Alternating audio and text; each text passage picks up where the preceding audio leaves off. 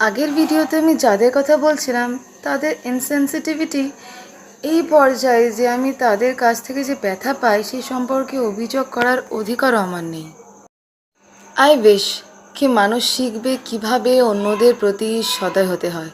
কখনো কখনো আমি চাই তারা আমার সাথে কিভাবে আচরণ করবে তা যদি নিয়ন্ত্রণ করতে পারতাম।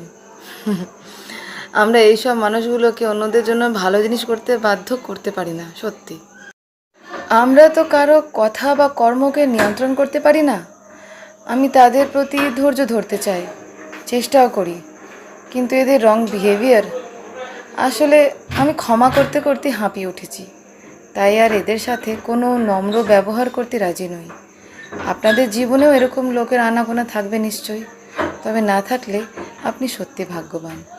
আর যদি থাকে আপনি তাদের কথা আমার সাথে শেয়ার করতে পারেন। ভালো